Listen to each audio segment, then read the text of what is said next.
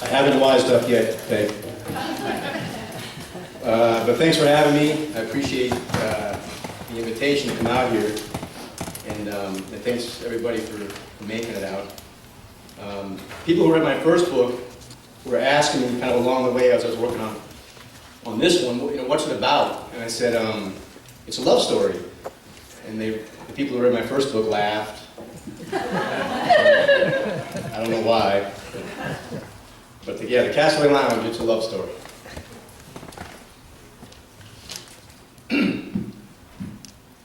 Boy Country wants to be a singer, but he can't carry a tune or sing in key. His daddy has a pig farm in Coleraine, but they had a parting of ways over what the old man referred to as his general lack of ambition. And so when he's not cleaning up at the club for Stavros, he folds clothes for minimum wage at the laundromat in Bucktown. He told Applejack once that you look at people different after you see their shit stains up close and personal.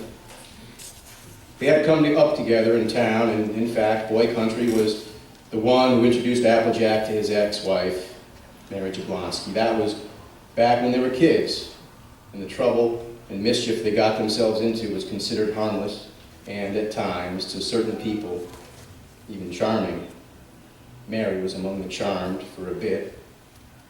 But nowadays, she goes around saying he never grew up, that Applejack is still like some fucked up kid doing fucked up kid shit that'll land him in prison, or worse even. Boy Country waits by the ATVs. Mary comes out on the porch shaking her head, waving her red and black checkered dish rag like to signal the final lap around the race course. Jackson Woods, she says. Applejack looks at her and keeps approaching. I'll call the law, she says, in reference to a year-old restraining order. Applejack stops in the middle of the yard, stands there, smoking. Really, she says, a motherfucking joint? Even with the shit you're in, she turns as to go back inside the house. Hold on, he says, as he exhales over his shoulder. How's the dog? Mary faces him again, now with her hands on her hips. That damn dog, she says. And like you give a shit about a dog. That's how he is. As if on cue, a dog barks twice inside the house. That's my baby, Applejack says. Mary has been taking care of Applejack's German Shepherd, Kendall, whose bad hips and various other maladies require near constant attention. Mary has to carry the poor old girl over the threshold and across the lawn when she needs to pee. Can you keep her for a little while more, Applejack says. Mary rolls her eyes at him. Like hell I can, she says. Why, where are you off to? I don't know, nowhere. Well, that's just perfect. You look good anyhow, Applejack says. Off the sauce, I hear. Mary pushes a bit of her hair behind her ear and regards him. Fuck you, she says. I'm calling the law. Applejack flashes a smile that used to work wonders on her. Aw, come on, he says. Anyhow, she says, I've been hearing talk. Oh yeah? What kind of talk? The cheap kind, she says. He laughs. Is there any other kind? He says, come on now. Oh, this and that. He looks away from her and then back. But that you got yourself in deep this time, she says, getting deeper every day.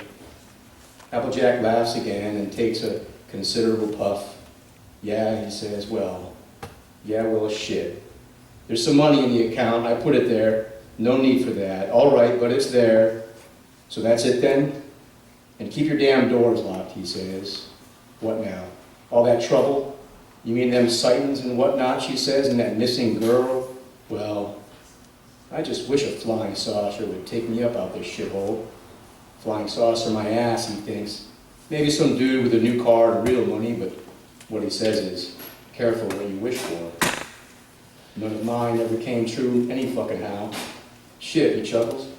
Beggars would ride and all that. If there's one thing Mary knows for sure, it's that Applejack loves women, but never for very long. How that one wish of hers got sucked down some drain. It's a thing he learned early, how to get women and then how to get rid of them. Something about his pain and suffering that he numbs with sex, and women can tell. Not all, but most. They recognize his hunger and they want to feed him, something primal at work. Applejack got lots of practice, starting from when he was just a boy, maybe continuing into last night, Mary figures. He fucks everything in sight, plain and simple. But certain women see that he hurts, they see that too, and they want to fix him. He gives a lot, and then he gives nothing. And Mary ponders on her favorite Stevie Nicks lyrics. You can take me to paradise, then again, you can be cold as ice. But Applejack does slip up, he can fall hard. She had known he was cheating before they even got hitched, way back when. Sometimes it was just whores, other times it was girls from this town or that one with big ideas. Maybe she could have handled his sneaky side dish fucks or his boozing, but not both together. But he had never understood what she meant by that. To him, they were the same thing. The way they evened him out for a period, but always ended up in a big sloppy mess. Mary watches him walk off toward the knoll and disappear into the low-hanging midsummer fog like a haunt. She hears the high whine of the Jap-made motors as he and Boy Country fire up their rigs, turn them around by the barn so they can head up Set Right Road and across the fields of alfalfa to Plain Road. She knows well the route, has ridden it with him many times on four-wheelers and winter sleds alike.